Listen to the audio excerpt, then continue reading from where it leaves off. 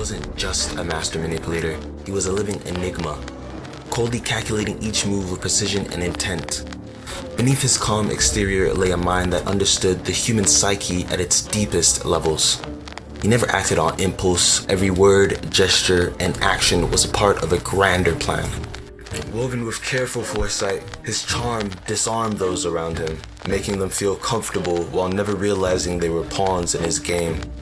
If you're watching this, it's likely because you too want to understand how to gain that kind of control, to bend situations and people to your will. Today, I'm going to show you how to develop the mindset and skills of Johann Liebert, the man who turned manipulation into an art form.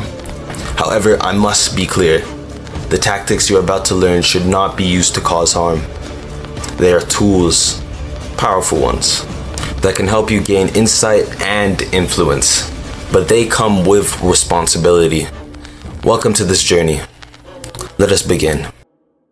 To become like Johann, you must first recognize the value of silence. Johann often spoke less than others, giving them the space to reveal their thoughts and vulnerabilities. Practice listening more than speaking. This allows you to collect valuable information about people's motives and weaknesses. In conversation, resist the urge to fill silence. It makes others uncomfortable, and in their discomfort, they'll reveal more than they intended. Johann understood that silence was a weapon. Next, learn the art of mirroring. One of Johann's most subtle yet powerful tools was his ability to reflect the emotions and behaviors of those around him.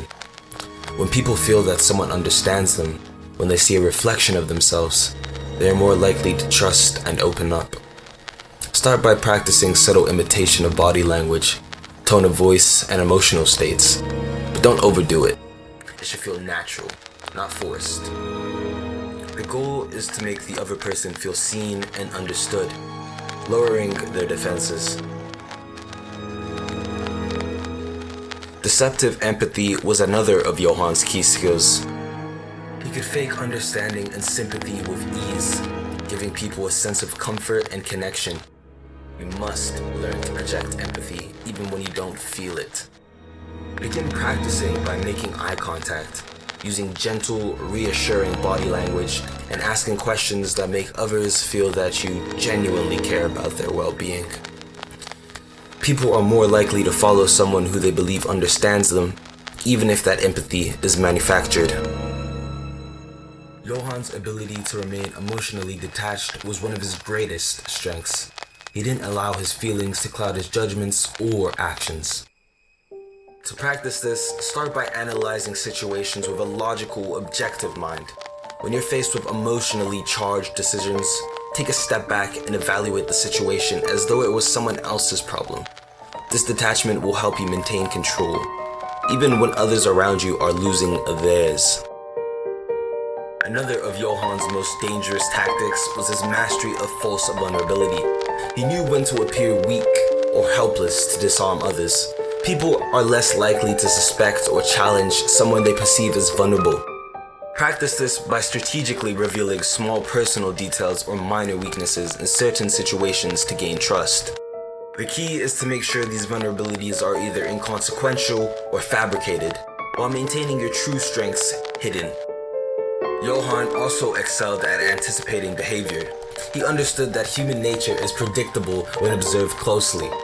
People often follow patterns based on their fears, desires, and habits.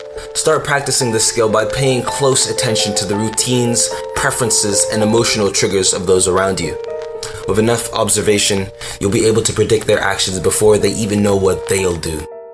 This allows you to stay several steps ahead, just as my boy Johann always did. In addition, Johann's manipulation often revolved around creating dependency. Those around him felt as though they needed him, even when they didn't.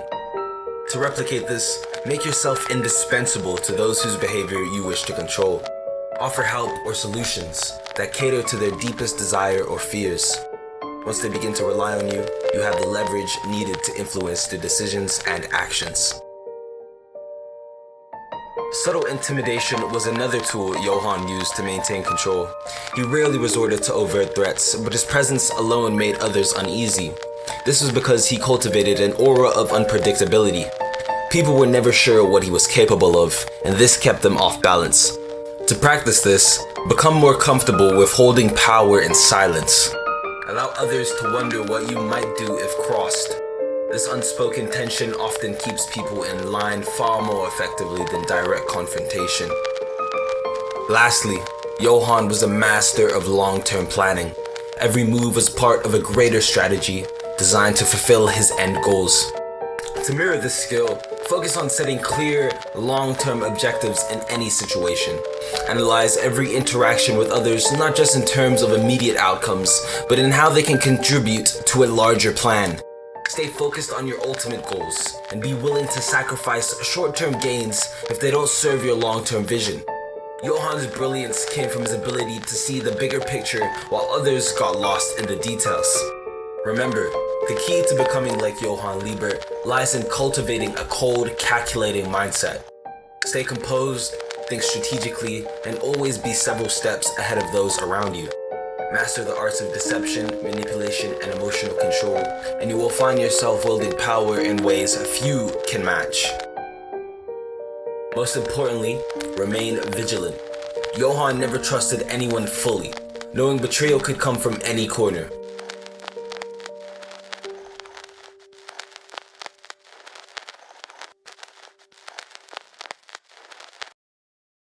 Also, make sure to like, subscribe, and comment. Thanks for watching.